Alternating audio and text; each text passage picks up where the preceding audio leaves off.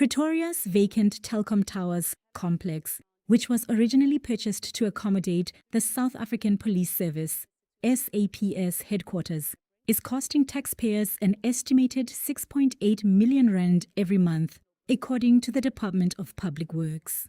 At the same time, SAPS is spending almost 40 million rand a month on rented office space across Pretoria.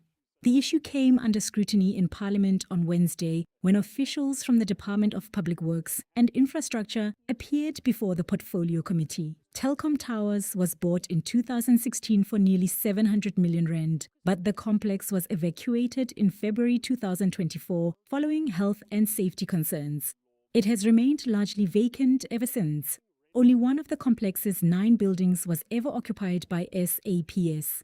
The remaining buildings, which cost at least 592 million rand, have not been used. The Auditor General has since flagged the matter as a material irregularity.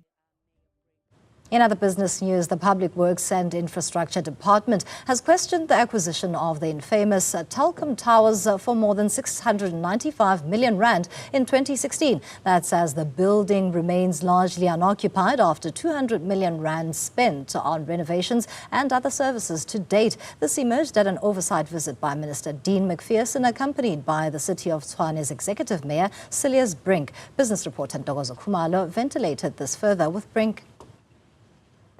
Close to 700 million rand spent to acquire the Telkom Towers close to a decade ago. But till today, the building remains vacant, adding to various cities' challenges around dilapidated buildings. And to talk us through the extent of the rot here in the City of Tshwane is the Executive Mayor, Mayor Brink. Thank you so much for talking to us. Obviously, it's taxpayers' money being thrown down the drain, literally. Talk us through the extent of the challenge that we're facing here, not just with public, buildings, but the privately owned buildings as well. So from a city perspective, Public Works and Infrastructure is probably the largest property owner, especially in the Pretoria CBD. And the effect of dilapidated buildings has an effect on the cleanliness, on the safety, on the pleasantness, on the money coming in and going out of the city. So I'm absolutely, so happy that we have a minister with this new approach and this new energy to say, how can we clean up, how can we get to the bottom of issues such as the procurement and the state of the Telkom Towers.